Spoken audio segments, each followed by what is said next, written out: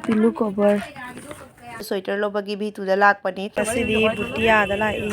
Hello mayam good morning.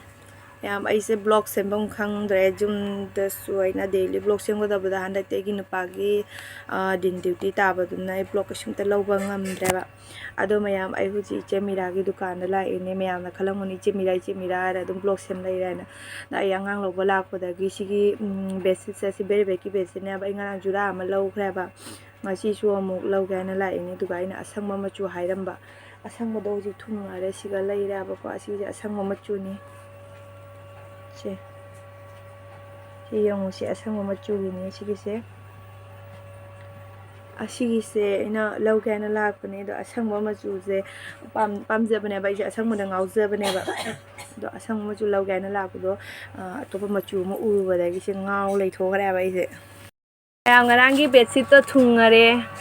aina asang bai na haje bada asang ma chu jawre e bere beki bedsheet ta hoje an haji thungari ni ma mathak te ji ju phasai ni che nang wa ji ju phasai ni nang wa Kutura ni ba kha mathak ji ju phasa bai wa ne atai ju pusalaki mayam se atai ju thungare asang ma chu ju yawre e ma chu ma asina mo kai ma chu hai de no khangde Sidi full boro full. Igwara quality. Patla mane. Na. Carpet type hoise. Igu soft ase. Sini mayam hujik thungare. Asi machu je phajadra ba mayam. As phajare ba. Ado maki se jura jole bane asi besi je double besi ni na pai dana yamna. Do jam pa ko do kakpa ko do kaino tawre ai dana ma pun dum jura amam sara jun thui bane. Ai ju ngarang budi laure jura ama laure ngarang aina lawi duna asigi machu sine aba lawi do grey color yam thina phaje. Asi aina pillow cover chu ture ado miyam da share tor ke hren jum jora kana share tor ke ko. De asigi sina cha Korea gi blanket hai kaino hai bane. Apaba halka obo yam lumba dune aba sigi se si pachai lai asigi basis se ai ne ngarang lawkiba du di na basis da mature duegi pillow cover chu ture aba du asigi sina mo ngasi huji lawga in tawbane pillow cover ture tawba sigi se phajai ko si machu se phajabane ko si machu se siga lai mayam da makha ulakya ba asigi dupse ngo ipai roi ba ko asigi sesu aina mamang gi mangon da chen bane do ngarang de inu pa chatlaga lawrure ai chi pai roi la gi dupse ai koi gi su ngarang pawa ma lawre ba asigi se pawa to na koi gi agarbati chai do thamba ta ri ma ki kaino phatta ba ta tun laimang no mosali na ko asigi da mo katoriam da hapselaga lai gi ko nama da hapselaga dum thamba dine jabra tawre laimang mot tamne sini yam nungai bane simi am lei ba teisu lai do si lai de keji ne sina dupti mathakta lai re sigal lai re dupti ado mayam aise angang lo balak pani ba ngang school chuti thawa tam jawre ada la ko ke mira du ka da dum ke hai ni sigala ga do maki pochei lo da ni hu ani maki pochei yeng ba da wakhan nungai ba adu oi ba du na se dum phamning ya ba adu changai ni angang su chuti thawa matam yok sale ba thang bai na hai du na si ni asang ba se phajadro mayam ko phaja ma se sang se ai fi sure ngasi aduna phajabane sang wa chu je Tau mina siraba jaine ani mamang da su kai de. ai su ngarang jura ama laure ba Ga te jarak trabo. jawi miyam leye jura do ina ne ngonda jami bane adu na mo pak na lang mane besin ni du su ado mayam asigi se ai asigi se ichi malae ko bani share to raga lawrani ai pam di pam ba ko ngarang jura ama lawra bane ngona yam jam dro ba adu na ichi mala ko do ko bani si kak that laga lawmina ni tangkai double bed ki ne ba je ina kaino tawre khichala phan thamme se kakpa nungai na ba na asina lai gi kaino sibu lai gi na tamare ne charang masa hanagi moirang kopi charang masa dumain di oidre natra charang masa ni ko sigi se charang masa se sigi sigi ne sigi je dum khang mane ba charang masa pa su pai dana ko sigi se available ne ado lay mayam lay higa saade pung adagi set su dum lay re ko sida sidi dum mayam uri du ni da asini bag ne ina khalam bane bag ama kha fajabanga khalam bane bag yu halakke asi asang baji fajadra bai che adu sei pamira adu sei low re laura ba thara phajabani on kira laura siram kama laming ba aigi lein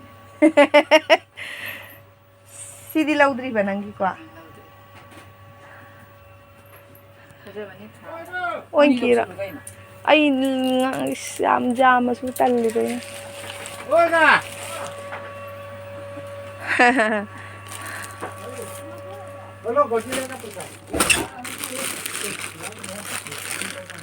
bag mayam lay ba ai jengan ba ka talle da si mayam jam bag se asang mo je phajai hai sini ne asang mo pa me sila sang ai na jenga ba bag to sila lay re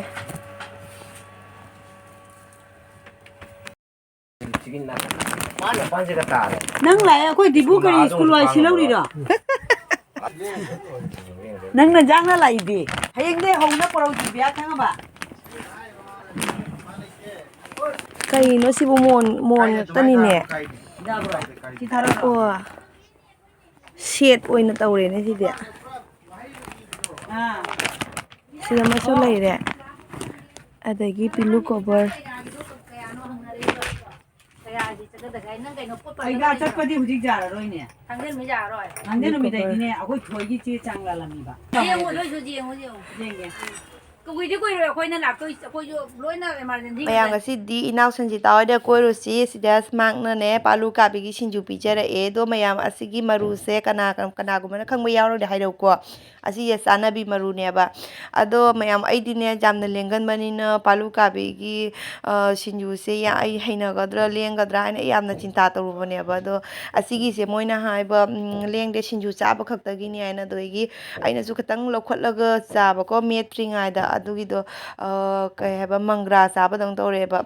khangde leng su leng diam haure ba ko adegi asigi siga mimi ga torga sinju do gi moi di ne mayam ai di khut cha ji yamna morok sagal le ba morok ka che dum khara asigi morok si to khro morok ate ba phaw ne khara me pa dum khut chi pang pang sa da sa che kai hai du no khang de bo do ai gi khut chi skin no wai ta wi ra khang de skin pa bai ta wi ra khang de do moi di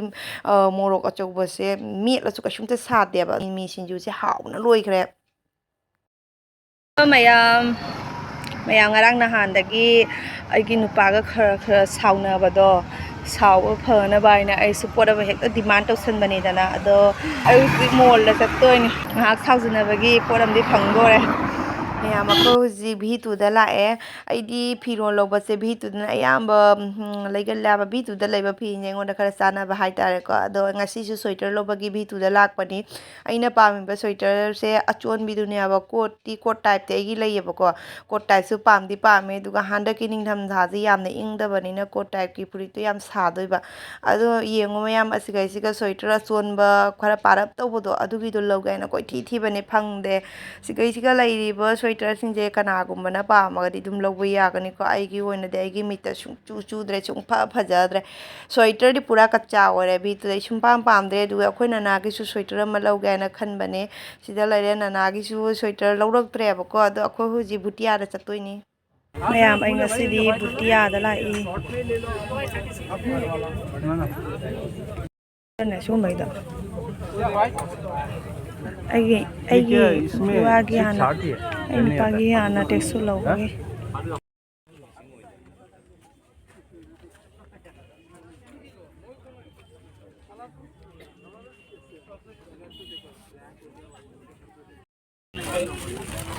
mayam Bhutiya dagi laure sweater laure sweater kham da wa re bo